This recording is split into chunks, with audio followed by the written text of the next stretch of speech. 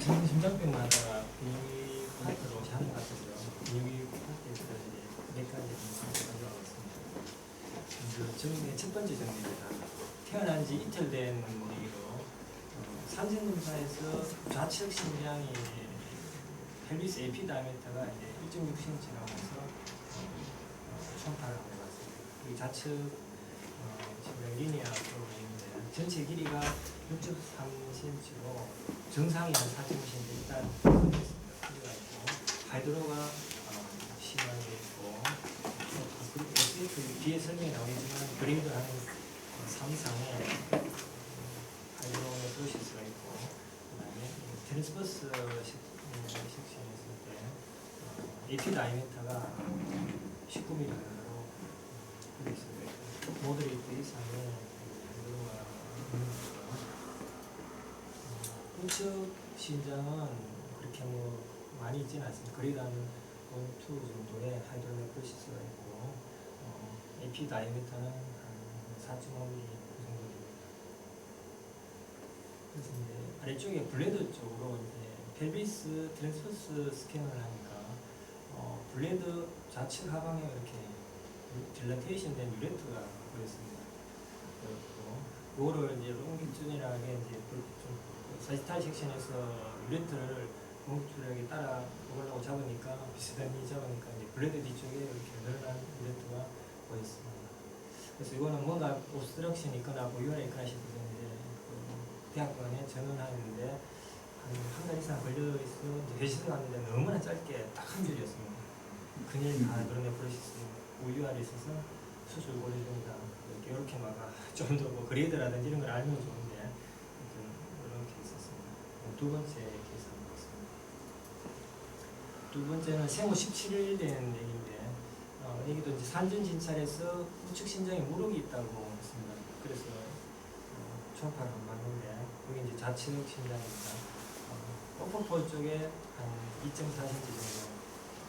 그 다음에 아래쪽으로는 4cm 정도.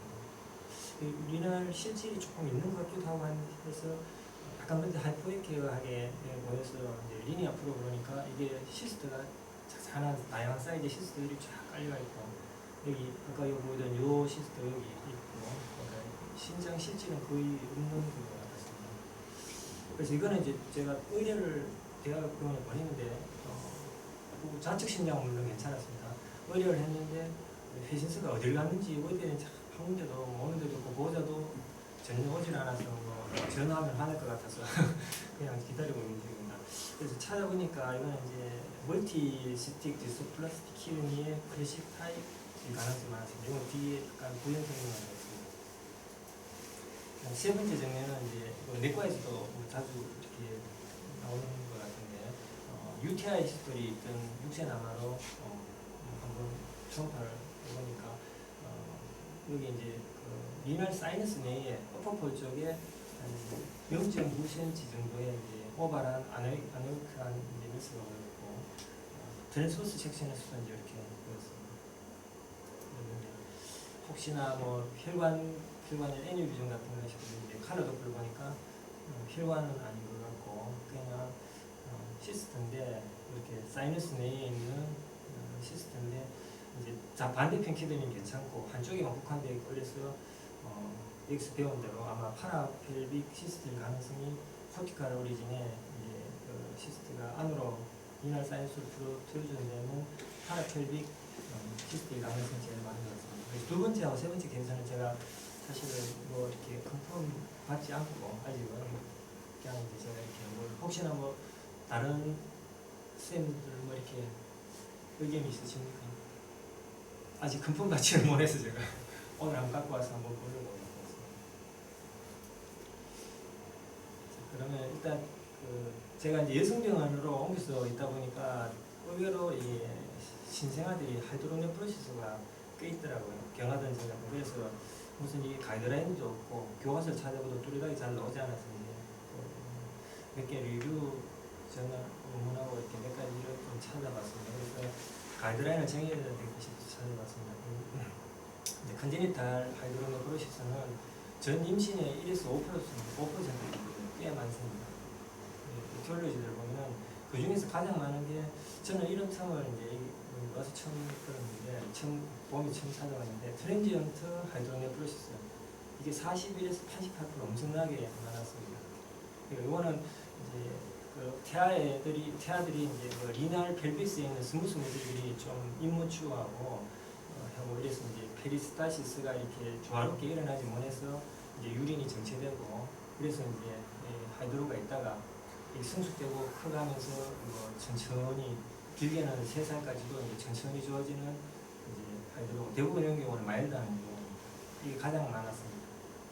그 다음에 이제 그다음부터는 패솔로지 주로 있는 건데 UPG 옵스트럭션이 일단 12, 30% 있고 그다음 앞에 있었던 케이스 같은 경우 VUR이 10에서 20% 정도 있고 그다음에 아래쪽으로 가서 이제 유리트로 베지컬 정션 옵스트럭션 그다음에 프라이머리 메가베타 이런 게 있고 그다음에 이제 두 번째 케이스 때 같은 경우 멀티스틱 디스플라스틱 기둥이가 한 4에서 6% 정도 있었습니다. 그 뒤에는 이제 듀플렉스키드나 유리트로 실리고 스테디에서 드물게 뭐 분별시도 이런 것도 있었습니다.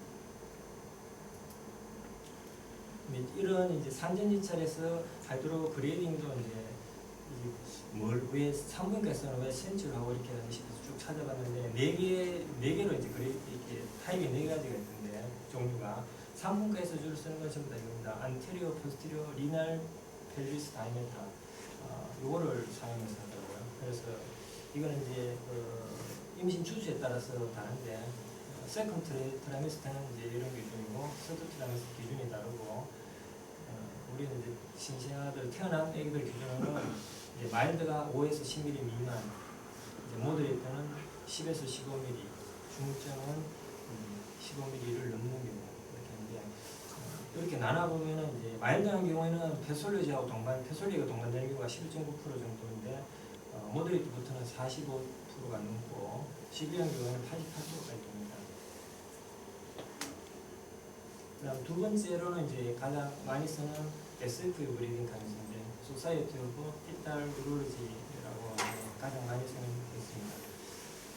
보통 우리 내과에서 하는 거하고 비슷한 것 같은데 그레이드 1은 이제 사이너스가 살짝 오픈되는 경우이고 그레이드 2는 이제 이스트라리나 펠비스 딜라테이션 되고 이제 메이즈 칼릭스까지 늘어난 거를 그레이드 2라고 하고요. 그 다음에 마이너 칼릭스까지 늘어나면 그레이드 3.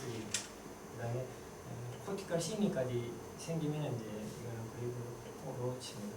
코티칼 시니의 이제 데피니션은 반대편 콩팥에 이제 코텍스가 50% 이상 이제 감소되어 있거나 양쪽에 나 있는 경우에는 이제 3mm 이하인 경우에는 이제 코티칼 시니가 있다고 하면 여기 이제 실제 사진이 이거는 케이스를 사진에서 갖고 왔는데 이런 식으로 그레이드 1, 2 칼릭스 조금씩 보이고 약간 더 늘어나 있고 3는 이제 마이너 칼릭스까지 다 늘어나 있고 오늘 코티칼 시니까지 있는 거고 그 다음에 라디올로지 클래시피케이션 감시 AP 다이메터와 같이 하는데 비슷하긴 하고 그래서 많이 찾아보니까 쓰지를 않는 것 같습니다. 그 다음에 유리널 트리트 딜라테이션 이것도 있는데 이것도 P1, P2, P3 나오는데 이것도 크게 많이 쓰는 것 같지는 않더라고요. 주로 첫 번째, 두 번째를 쓰는 것 같습니다. 그래서 제가 이제 여기 병원에서 근무하면서 그럼 이 애들을 도대체 언제 출판하고 언제 팔로우 해야 될지 우리 다들 책에 나오는 데가 없어서 찾아보는데 제일 처음 초음파하는 시기가 중요하더라고요. 그래서 이제 리날 딜라테이션만 아이솔레이트 되어 있는 거 그러니까 유니라트랄하게 이제 하이드로만 한쪽은 괜찮고 한쪽만 있든지 양쪽 다 있어도 아주 마일드한 하이드로 있는 경우에는 이런 경우에는 그러면 산전지철에서 이런 소견이 있을 때 그러면 언제 초음파를 하느냐 금방 하는 게 아니고 이제 태어나서 일주일 말에서 3주 사이에 초음파를 하라고 그 이유는 이제 태어나서 한 48시간까지는 디하이드레이션 돼서 실제 하이드로를 이제 온도 에스티메이션 할 위험성이 높기 때문에 천천히 이렇게 일주일 말에서 3주 사이에 이제 해야지 제대로 된 이루레이션이 된다고 되어 있고요. 그 다음에 패솔리지가 동반된 경우 이제 조금 전 같은 이제 유레터가 일단 커졌을 때는 이런 걸 생각하지 말고 일주일 내로 하는데 특히 로아 유리니 트랙트에 이제 옵스트럭션이 있거나 양쪽 다 이제 모더레이트 투 시비어 하이드로가 있거나 키드니가 하나밖에 없는 경우,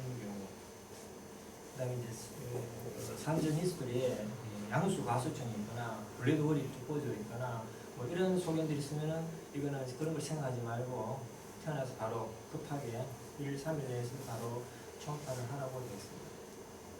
이렇게 첫 번째 초음파를 이렇게 시행하고 이 결과에 따라서 그다음 두 번째 초음파는 이제 여기 첫 번째 초음파 결과에 따라하는데 만약에 이제 하이드로가 첫 번째 초음파에서 없었다 그러면은 바로 중단하는 게 아니고 4, 6주 뒤에 한 번 더 반복을 해서 이때 없으면은 이제 팔로 중단하라고 되어 있고요.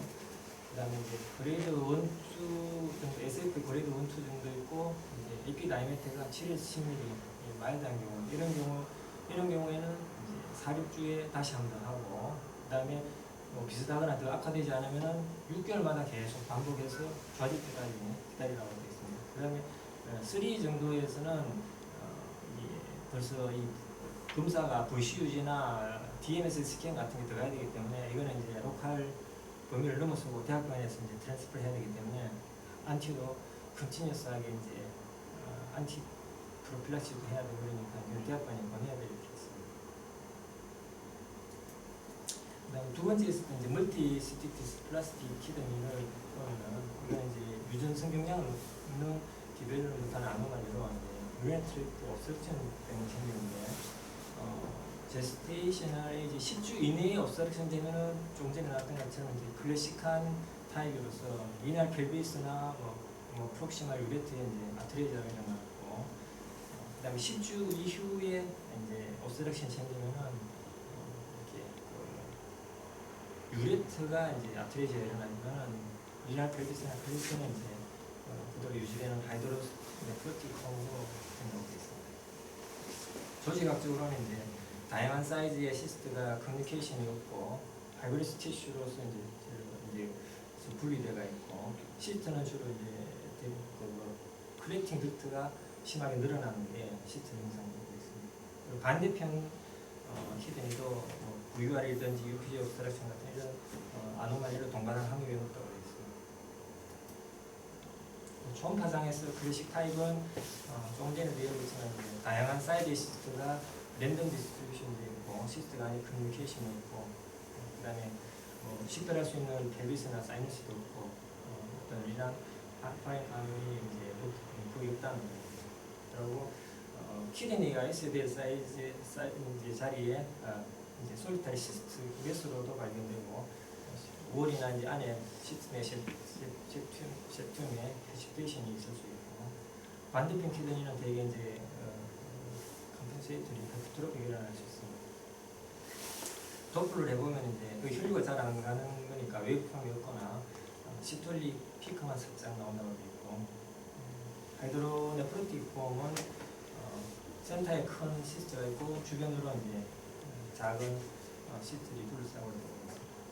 치료는 수술을 하지 않는 걸로 되어 있는데 왜냐하면 첫 1년 동안 대부분 이제 안에 레지디얼 유린이 흡수되면서 이제 자연적으로 사이즈가 준다고 되어 있는데 가끔씩 이제 컴플리케이션이 생기거든요. 그러니까 사이즈가 커가지고 꼴곤란이 일으킬 때나 감염이 되거나 하이퍼텐전 또는 막 주변 조직을 눌러서 통증이 있을 때는 수술을 한다고 되어 있습니다. 네, 이상입니다. 계속 혹시 의견 있으시면 말씀해 주시면 고맙습니다. 뭐 의견은 없고요. 제가 궁금한 게 애기 그럼 산전인처럼 엄마 뱃속에 있을 때 키드니가 이게 잘 보입니까? 정밀 초음파는 정밀 초음파로 생각하거든요. 정밀 초음파는 키드니 정도까지는 잘 보이거든요. 태아 뭐 그까지 보니까 성기 남녀 구분거든요. 얼굴 모양도 나오고 다 나오니까 제가 직접 보지는 않는데 뭐 이거는 그냥 뭐 소노그래퍼 수준에서도 다 사이즈는 다 제가 나오는 거. 근데 엄마들이 기억을 못해서 제대로 전달을 못 해가지고 이제 그냥 엄마들이 다른 식으로 전달해서 좀 헷갈리는 경우인데 대부분 무슨 정밀 초음파를 다. 그럼 저희가 옛날에 뭐 학교 다닐 때 뭐 그 양수가 정리 만리로 뭐 콩팥이 어쩌고저쩌고 그런 얘기는 별로 안 하겠네요. 요새는 뭐 초음파 보면 다 알 수 있으니까. 그냥 뭐 양수가 적으면 예. 컨제니탈 하이드로네프로시스가 트랜전트한 경우가 거의 한 반 가까이 된다고 했었는데 이게 아까 88%까지 되더라고요. 네, 44%. 근데 그 만약에 트랜전트 하냐 아니냐를 결정하는 거는 그러면 아까 저 팔로 초음파를 예, 4주에서 6주 뒤에 하는데 그때도 그대로 있으면은 그러니까 더 안 커지고 악화만 안 되면은 예를 들어서 이제 대부분 그레이드 1, 2 정도만 10mm야 에피 다이미터로 네. 따지면 10mm하고 SFU 그레이드로는 1, 2 정도가 나오면은 이제 4, 6주에 다시 한 번 보고 근데 그때 악화 안 되고 맨 처음 봤을 때하고 비슷하면 그냥 그대로 또 6개월 뒤에 팔러 가고 아기가 물론 이제 잘 크고 다른 문제도 없어야 되겠죠. 그리고 계속 이상이 없으면은 이제 그대로 계속 한 3년 정도 팔러 가면은 그건 없어진다고 돼 있더라고요. 트랜전트 하냐 아니냐 한 3년까지는 기다려본다. 그러니까 거기 임무추 해가지고 프리스타팅 무브먼트가 안 일어나니까 소변이 정체되니까 하이드로가 생기니까 이제 성숙하면서 자연적으로 좋아지는 거죠. 근데 그것도 이제 확실한 기준은 아니고 그렇게 추정한다고 돼 있어요. 제가 옛날에 그 한민자함인데 13살인가 14살인가인데 학교에서 검진하니까 UA하고 프로테인하고 RBC가 나오면 뭐 하라고 하지 않습니까? 그래서 RBC가 빠진돼 가지고 그럼 뭐 13살인데 뭐 특별한 게 있겠는데 레프트 하이드로가 있던데 근데 얘기를 들어보니까 7살 때까지 알아서 팔로 하다가 뭐 맨날 가도 뭐 똑같은 얘기하니까 자기는 그냥 아무것도 안 했다고 얘기하더라고 엄마는. 그게 더 나빠져서 이제는 거의 뭐 키드니 자체 거의 뭐 그레이드 4 정도 쓰니까 얘기 됐던데 그런 경우가 좀 있습니다. 그거는 저도 잘 모르겠는데 그런 경우는 아마 처음에도 약간 심했을 가능성도 있겠죠. 좀 그래도 이렇게 트랜지언트 하이드로처럼 그래도 1, 2 정도나 뭐 이렇게 마일드하게 있는 게 아니고 처음에도 뭔가 이게 유리트가 늘어나 있거나 뭐 막힐 수 있잖아요. 로아 유리트에 옵스트럭션이 있었거나 수술 타이밍이라는 게 있습니까? 몇 세 전까지 하면 좋다 뭐 아니면 뭐 키드니 펑션이 그런 거는 잘 모르겠어요. 그건 비뇨기과 전문 그거라서 자기 얘기도 이제 수술 타이밍을 놔둬가지고 VU리프렉스가 있으면은 막 하이텐션도 일으키고 막 키드니 펑션이 자꾸 망가질 것 같고 합병증이 생길 것 같으면은 일찍 수술하고 근데 차츰 또 돌아오는 경우도 있답니다. 천천히 이 그레이드도 줄고 그런 경우는 그냥 이제 안티프로필락시스 하면서 계속 기다리는 경우도 있고 한데 그러니까 자기들이 정확히 안 하고 그냥 팔로 간다고. 그런 건 전문 영역이 아니라서 제가 하는 말은 지금 정확치는 않습니다. 그런 거는 이제 전문 이제 소아내 프로리지 하는 쌤들이 결정하는 컨센트레이션 하이드로 그 AP 다이미터 줄때 예. 어느 뷰에서 트랜스버스 뷰에서 엑셀 그 사진을 제가 갖고 올라가는 뭐 이런 거 같으면은 이런 거 같으면 요렇게 이제 이게 트랜스버스 뷰에서 이렇게 요게 이제 AP 안티리어 포스티리어 다이미터 이렇게 제라고 되어 있어요. 쇼덱시스 조디 트랜스버스 섹션에서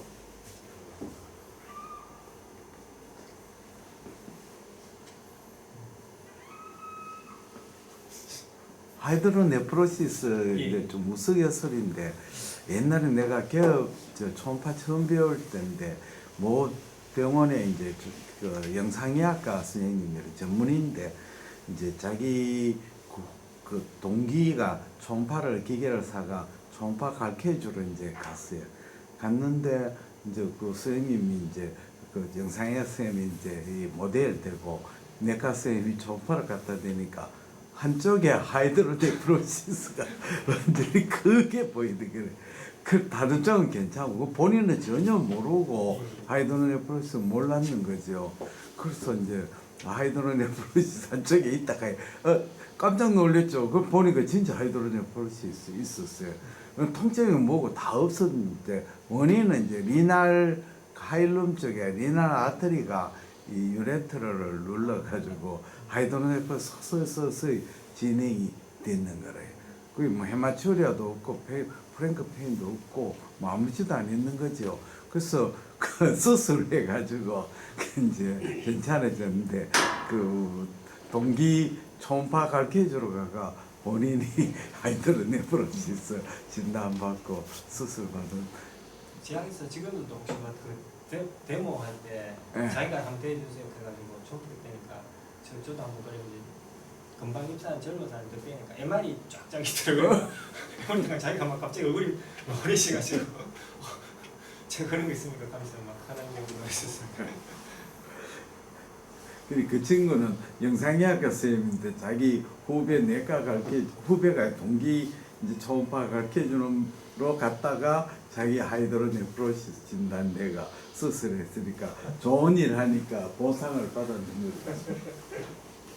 그 사람 이름 유명한 사람이라서 이름만 말아봤다.